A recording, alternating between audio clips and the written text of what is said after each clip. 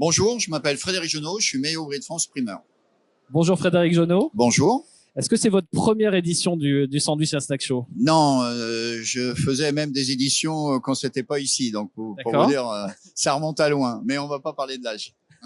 Et est-ce que vous avez vu le salon évoluer au fil des années? Alors, non seulement le salon évolue, mais le snacking évolue aujourd'hui. On est loin des sandwichs jambon-beurre qu'il y avait il y a 40 ans.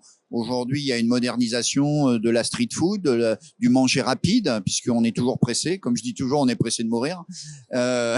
Et, et du coup, on va essayer de pas mourir avec le snacking. Et du coup, ce qui est important, c'est de comment évoluer. Vous avez des bonnes évolutions, vous avez des évolutions un peu, on va dire marketing. Donc ici, c'est un point sur l'innovation, un point sur la recherche, un point sur les idées qu'on pourrait avoir, un point sur le partage aussi de nos passions, puisqu'on voit des joutes sur les pizzas ou les burgers, etc. Donc c'est aussi un moment d'innovation, un concours. Il y a un challenge végétal aussi cette année. Et il y a un challenge. C'est un thème qui vous tient à cœur. Exactement, un challenge végétal. D'ailleurs, le végétal a beaucoup de thèmes ou d'emblématiques. J'aimerais que ça soit pas furtif et qu'on fasse pas ça parce que c'est tendance. Qu'on mette pas le végétal au cœur de certains concours ou de certains salons parce que c'est bien d'en parler, sinon on va être ringard. Il faut que ça devienne une attitude de vie, un comportement vis-à-vis de la planète, vis-à-vis de la durabilité, vis-à-vis de tout un tas d'actions, et qu'on montre peut-être plus d'astuces de la cuisine du végétal qui permettent à chacun de s'approprier à son niveau sur cette transition végétale. Est-ce que vous voyez des signaux évoluer justement sur cette cuisine du végétal? Alors, il y a des manière de travailler les produits, sur le sourcing que vous évoquiez. Oui, il y a des signaux, sauf que parfois on se demande si le monde il est prêt ou le Français est prêt à manger des fruits et des légumes, parce qu'on voit les baisses d'achat en produits fruits et légumes frais, on voit les problématiques qu'il y a actuellement, et c'est ça qui est inquiétant. Pourtant, il y a d'énormes efforts des collectivités départementales, régionales ou communales qui met en avant pour les cantines scolaires, pour les enfants, et on doit, nous, en tant que parents aussi, continuer cet effort-là, quand on sait qu'un enfant sur deux, c'est son seul repas le midi. Donc on a une importance en tant que parent, une importance en tant que professionnel d'apporter des vraies solutions. Vous avez des entreprises de surgelés qui font des très très bons produits. Alors on me dit, tu travailles des produits surgelés, toi t'es meilleur ouvrier de France. Je leur réponds, vaut mieux un bon surgelé qu'un mauvais frais, qu'un ail qui tient. Un discours assumé. C'est un discours assumé parce qu'aujourd'hui un produit surgelé, il ne peut être cueilli que dans de bonnes conditions et que dans une bonne qualité. Vous n'allez pas surgeler un produit fané et pourri. On est d'accord? Alors que votre carotte qui a été achetée peut-être 15 jours, 3 semaines, dans quelles conditions elle arrive, combien de temps vous la gardez, etc. Ça ne veut pas dire qu'il faut manger du surgelé tous les jours, mais ça veut dire que c'est un des acteurs qu'on peut retrouver dans ce genre de salon, comme certains produits apertisés. On n'achète pas toujours des produits, des pois chiches secs pour faire son houmous. On va peut-être le faire un peu. Du maïs, c'est pareil. Vous voyez, il y a certains produits de notre consommation courante où on a besoin de ces innovations, on a besoin de ces industriels. Donc, faut pas les rejeter. Et puis, 90% de notre alimentation commerciale aujourd'hui, elle est pas forcément fraîche. D'où vous est venu, à titre personnel, cette sensibilisation aux fruits et légumes? Elle est venue à la création de la fraîche attitude. Un jour, ça remonte à quand? C'est à cause ou grâce à un journaliste qui on n'est pas tous mauvais. mais non, mais les vrais journalistes. Je parle pas des ceux qui utilisent les pouces sur des écrans là. Hein. Okay. On est d'accord? Les vrais journalistes. Et grâce à eux, justement, on fait des belles rencontres. Et une journaliste m'a amené au ministère de l'Agriculture un jour et on a travaillé sur un concept qui est devenu la fraîche attitude, manger 5 indifris frais. J'ai eu la chance de faire partie de ceux qui ont fait des ateliers et créé ces ateliers.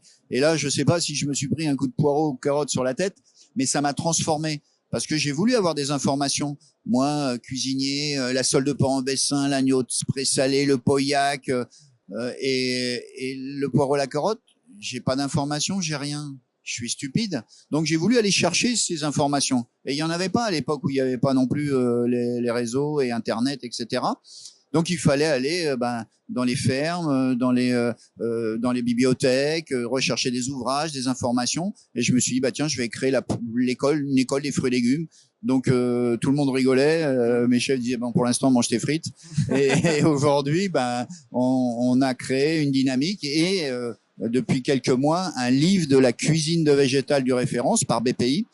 Qui va. Quel était l'objectif avec cet ouvrage? L'objectif, c'était de réunir toute cette cuisine populaire du monde entier, où il y a des techniques millénaires parfois qui étaient un peu disparues ou mis un peu à droite à gauche dans l'univers. Et modestement, on a récupéré ces bases, on les a réunies on a créé un livre de base qui n'existait pas. Il y a des livres de recettes végétales, mais il n'y avait pas de livre de base qui permet à des scolaires d'apprendre la cuisine du fruit et légumes, quand on sait qu'il y a de plus en plus de jeunes qui mangent du végétal et qui ne savent pas forcément le cuisiner, mais aussi à monsieur, madame, tout le monde et à des professionnels, voire étoilés, puisqu'il y en a plein de chefs étoilés qui achètent ce livre et qui m'appellent et qui me disent « punaise, ton livre, c'est une bible ». Et est-ce que vous avez 2-3 astuces comme ça à partager sur la cuisine du légume? Oui, on peut. Alors il y a une astuce que j'utilise souvent qui va interpeller un peu tout le monde et qui est le résumé. C'est tiens, mets du citron pour pas que ça noircisse. Et là tu tapes sur les doigts, tu dis mais pourquoi? Le citron c'est un acide.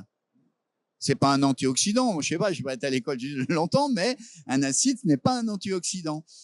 Ah. Alors, mets du citron sur un poisson ou une viande, tu vas voir qu'il va cuire. D'accord, bon, j'arrêterai alors. Vous voyez. Donc, et pourquoi ça cuirait pas les fruits et les légumes? Ah, mais alors on m'a dit que. Mais parce que dans les traditions culinaires, on utilisait le citron avec un blanc, donc on faisait un blanc, donc de l'eau, de la farine, du citron, et on faisait cuire ça. Et on conservait, une fois cuit cet aliment, ça faisait une petite gelée dedans, donc nos endives, nos asperges, etc. Mais c'était l'époque où il n'y avait pas de frigo. Aujourd'hui, on a des réfrigérateurs, on n'a pas besoin, on a des papiers qui permettent de conserver, on a tout un tas d'outils modernes qui permettent de faire une cuisine du végétal dans des conditions merveilleuses. Donc voilà. Qu'est-ce qui fait aujourd'hui votre quotidien? Qu'est-ce qui vous motive au quotidien? Le plaisir gourmand. Oui, c'est le plaisir gourmand. Souvent, on dit dis donc, tu fais un sacré travail. Je dis, je sais pas, j'ai jamais travaillé de ma vie. Le plaisir gourmand. C'est important de partager des instants. Et c'est ce qu'on doit donner à nos enfants. Moi, je me rappelle, ma grand-mère, sa tarte aux patates, sa galette aux patates. Alors, la galette aux patates, ouais, c'était la meilleure galette aux patates du monde. C'était pas forcément la meilleure galette aux patates du monde, mais ça l'était parce que c'était ma grand-mère. Donc, en fait, le plaisir gourmand vient de l'émotion. La cuisine du végétal, ça doit être transmettre de l'émotion avec des recettes. Moi, quand je vais dans les écoles, voilà, on fait du comme ça avec les enfants, ils ont une approche différente du végétal. Et ça, c'est important. Gourmand. Du végétal gourmand. Et là, ça rentre dans leur mémoire, ça provoque des émotions, et ces émotions, c'est ce qui fait que la vie existe. Un petit mot sur les évolutions de consommation et le snacking. Aujourd'hui, comment vous l'analysez, vous percevez cette montée en puissance, qui date pas d'hier, mais qui est aujourd'hui mieux installée? Moi, je pense qu'il faut regarder. Dans tout ce qui existe, il faut regarder. Il faut être vigilant en ce qui est très très bien et qui nous apporte une plus-value dans notre alimentation, snacking, puisque on mange rapide. Et puis entre ce que l'on va, on va regarder comme ça. Voilà, la malbouffe, elle existe partout. On n'est pas obligé d'être végétarien ou d'être omnivore pour pouvoir manger ou bien manger ou mal manger. Elle existe dans les deux cas.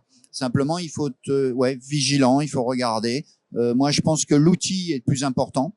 D'abord, de regarder l'outil, de regarder les productions. Et il y a aujourd'hui de belles entreprises qui font des efforts énormes. Et ça me réjouit. Donc, c'est grâce à des salons comme ça qu'on peut nous partager ces informations, qu'on peut les découvrir. Moi, j'en ai découvert encore. On en découvre tous les jours et ça, c'est important. Vous voyez, comme la rôtisserie. Moi, je fais la première rôtisserie végane. Dans quelques mots, ouais. Voilà, on fait la première rôtisserie végane. La rôtisserie poulet. Mais pourquoi tu es sur ce stand-là? Justement, moi, je fais des potirons farcis pour 2 personnes. Je fais des plats, des asperges rôties. Et c'est pas moi qui ai inventé que on est cuisinier quand on est rôtisseur. cette phrase que mon chef d'apprentissage me disait. Donc la maîtrise du feu, rôtir, c'est important, très important aujourd'hui. Est-ce qu'on rôtit différemment un légume? Bien sûr, Ouais. bien sûr. Quand vous mettez une pomme de terre dans la cendre et quand vous mettez une pomme de terre sur un grill, c'est pas la même cuisson. En sachant quelle énergie la chaleur va développer, quelle est la maturation du produit qui permet d'aller plus ou moins vite dans la cuisson, quel est son taux d'humidité, quelle est sa variété, est-ce que c'est des chairs fermes, chairs tendres, la grosseur, etc. Donc il y a tout un tas de choses comme ça, et c'est ce qu'on essaye de mettre en place à travers ce genre de salon, interpeller les gens en disant vous savez pourquoi, regardez ce qu'on peut faire, voilà. Une dernière question, est-ce que vous êtes croyant? Est-ce que vous croyez au dieu du snacking? Au dieu du snacking. Alors moi, ça serait plutôt le dieu poireau ou la déesse carotte. Elle peut prendre la forme qu'elle veut.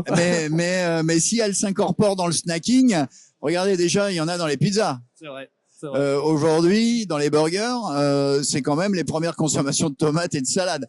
Donc moi, ça me va, il y a un peu de légumes. Bon, on devrait diminuer un peu plus la viande et un peu plus les légumes, ça me ferait plaisir. Mais voilà, il en faut pour tout le monde. Ça vous laisse du travail. Exactement. On a des belles années, mais pas trop quand même, parce que la planète, elle s'appauvrit. Donc, il faut lui redonner un peu de dynamisme. Merci beaucoup pour cette Merci à vous.